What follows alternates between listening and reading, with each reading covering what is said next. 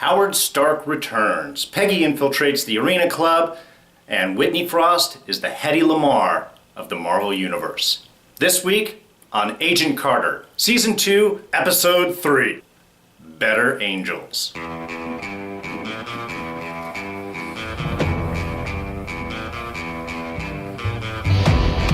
Okay, spoilers ahead, just so you've been warned. So with Season 2 of Agent Carter, we seem to be moving into more of a serialized format and less of the kind of monster of the week, adventure of the week, linking all of the episodes together. Season 1 really had much more of a this is happening, then this is happening, then this is happening, and then all of those little pieces fit together. Again, more of a serialized approach this season, it feels like. Little bits of the story happening each week, not so much of large chunks, but really kind of an overarching piece with just little bits here and there each week to sort of string things together. For the limited run that Agent Carter runs at, I think this works really well and it keeps the story much more engaging. Now this starts off with kind of Peggy running into the effects of the Arena Club, which we'll get into a minute. The episode starts out with them investigating Wilkes' house and finding evidence that is linking him as a communist sympathizer. A smorgasbord of evidence that Carter immediately sees as a false flag and unrepresentative of the man that she knew and the actions that he took. She's not accepting it at all. But Jack Thompson arrives from back east, and you can see that he is really under the influence of Vernon Masters, Kurtwood Smith's new character. He just wants to wrap things up. Bran Wilkes, the traitor, willing to sign off on Peggy's report since she is unwilling to, and basically is looking to bury this. Jack's pretty much sold out at this point. He's not interested in the truth. He is interested in himself and where that is moving forward. But in trying to find answers, we get to run back into Howard Stark. Always great seeing Dominic Cooper. He brings a great energy into the show, and really the dynamic between him, Jarvis, and Peggy is a blast to see. Every scene that they're in together really, I think, carries things forward and is just fun to watch. Now he identifies the pin that they had found as belonging to the Arena Club, aka the Male and Pale Club, which is dealing with a lot of the racial issues that permeate through this, hence the joke on Brown University. I know, it's dumb. But it's really trying to, again, create this environment of what everybody is dealing with and sort of the world that they are inhabiting. Bit of invasion of the Arena Club. Howard is able to get them in using his production assistants, which apparently are not so useless after all, and that allows Peggy to get in and take a look around. Love the classic secret room behind the bookcase, but it was also really nice that the bad guys had a defense mechanism. You can't just put a bug in there. It lets out basically some radio feedback, would be my guess. That makes the bug give off a certain amount of noise, and just kind of nice. Usually you go in and bad guys aren't prepared and you can do your things and sort of get out. Here it invests a little bit more intelligence into the Arena Club. And their whole point is, now they're not Hydra, obviously. Hydra's a different thing. This is the Arena Club. They started back in 1906, I think they gave. And it's basically the power brokers, the wealthy people that are trying to shape the world for their image. Similar to what Hydra's doing, but a different motivation, a different group of people. And obviously, since Hydra does not come back until S.H.I.E.L.D., it's nice that we can deal with a different group, a different set of bad guys, of villains that are not necessarily just rehashes and renames of other villains. The other big find out is, of course, that Wilkes is alive. He was affected by the dark matter, and his effect basically seems to have not so much made him invisible as put him, change him into different light, into a different wavelength. The effect of the 0 point matter, the dark force energy, has a different effect on everybody that is exposed to it. So for him, it basically makes him an incorporeal creature that they have to use Howard Stark's technology in order to see. And then the rest of the episode is basically the couple of them trying to figure out what it is that has happened, what is going on. Peggy follows up with her investigation, runs into Whitney Frost, who convinces her husband to send an assassin back. Whole nother sequence. If you want to find out that you're the bad guy, send an assassin after the good guy, and if he doesn't succeed, they know that it's you to come after. Standard Hollywood trope, but still an exciting adventure overall. And then this basically ends with Howard heading off to find another scientist, and a little bit of discover of how the Dark Force is affecting Whitney. And for her effects at the moment, she seems to be able to absorb people into her body. To what effect, to what amount, we don't know yet, but this does tend to exacerbate the presence of the Dark Force in her, which we basically saw with the kind of crack there that has the Dark Force energy, liquid, whatever that is, coming out, starting to widen. She absorbed the director, comes into her, that opens up. How she's going to be able to use and manifest this in the future, that of course is something that we're going to discover out through the rest of the series. Now, some of the things that I liked about the episode is a lot of the way that the heroes are dealing with the race issue. Principally that they don't care about it. Race is brought up a few times, either with the Arena Club, Male and Pale, Brown University bit. There was Jack's reference to Peggy about not wanting, to see that she's been hanging out with a guy like this, who, a communist? Obviously, they're referring to him being black, but she's not seeing it. And even Howard, when is speaking with Wilkes, and they're trying to figure out the issues for it, he immediately recognized that look, I'm going to hire this man. If we get him out, he's coming to work for me. This guy is dark material. He is a scientist. He is an intelligent man, and that is all that he cares about. And I think it's really nice to maintain a sort of progressive forward state. This could really be an issue they could have run into. They could have just had an all-white cast and not deal with these issues at all. And I think it's really good that they are diversifying their cast and dealing with the issues in a very straightforward manner. Basically, in their sense, look, we know that this is an issue in the world right now, but we also recognize that it's a stupid issue, so let's just move on from it.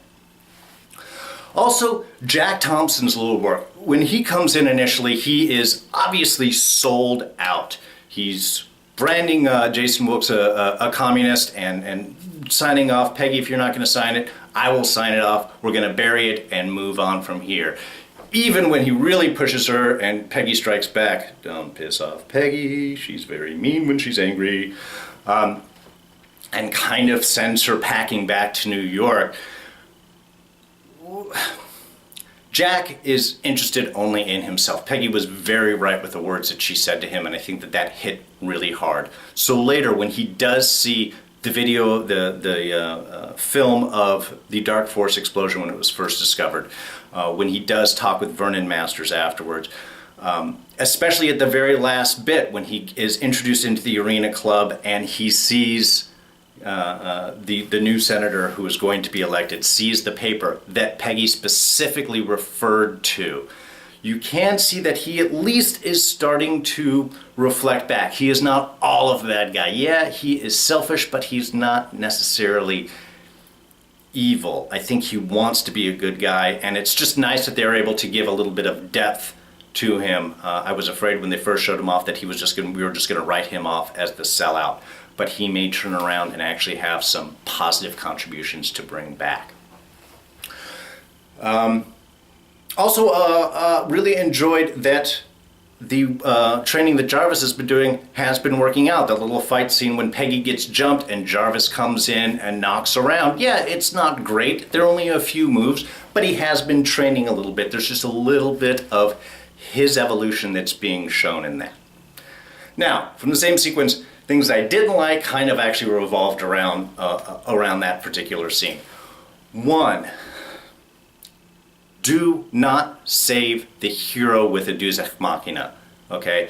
The bad guy's gun can't jam when shooting at the hero. The hero's gun can jam when shooting at the bad guy. That's just complicates matters, but you don't want to save the hero from a gun jam or things like that. It's just, it kind of weakens the strength of the hero character. Consequently, Peggy turns, shoots the gun out of his hand, and then fires off several more shots that completely miss him. She's a great shot. If her first shot, while just being strangled and turning and aiming a gun quick off, can hit the guy in the hand, while subsequent shots, and he gets up and runs, can't hit him, I don't know. I thought that was a little weak. I like the fact that at least hit the punching bag, but I thought that was just kind of a little weak back and forth with them. Now, things that I really enjoyed, the nice ha-ha moments, and they had a great little few references in with this. One was just at the movie set, when Howard offers Peggy the role as a barmaid, and she turns around and says, "No, I'd rather be the cowboy." Well, I'm not sure if the world's ready for that yet. Just great notes as where things are going. And then, of course, the throwback to, but you're doing a comic book movie? No, it's a historical drama, which is sort of exactly what Peggy Carter is in the Marvel Universe. So just kind of nice little inside jokes right there. And the recording, I'm not sure if any of you guys caught that, but the recording that for the security system that Jarvis showed Peggy, his line, "You are not authorized to access this area," is, I believe, exactly the line that we are introduced Jarvis with in Iron Man, when the Vanity Fair reporter is attempting to access the control panel, and Pepper Potts comes in and says, "That's Jarvis, he runs the house." So I think that was just kind of a nice little throughway bit, that the first recording that Jarvis makes for the new Stark security system ends up being the first thing that we heard Jarvis say in the movies.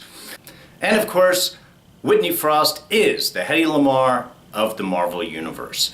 For those of you that are unfamiliar, Hedy Lamarr was a famous actress, Hollywood actress in the 30s and 40s during the golden age of Hollywood, but she was also an inventor and did invent the spread spectrum frequency jumping technology that they attribute to Whitney in the episode.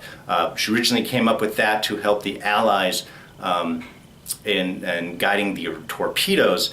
Wasn't actually applied until the 1960s, but the same technology is used today in Wi-Fi and Bluetooth technology. So whenever you connect up to the internet or use one of those little earbuds, give big thanks to Hedy Lamarr.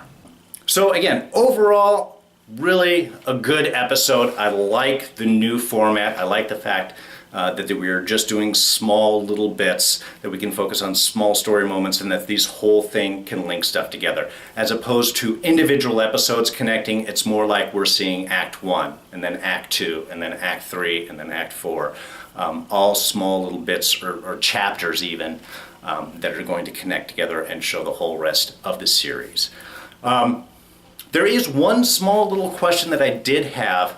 When Howard's leaving the lab, there is a brief camera hold onto a picture in the background. And I can't tell if that is a reference towards the arc reactor or the Iron Man armor. Right here. I guess you can't see it. It could be either one, I'm not entirely sure. Also, it could be S.H.I.E.L.D.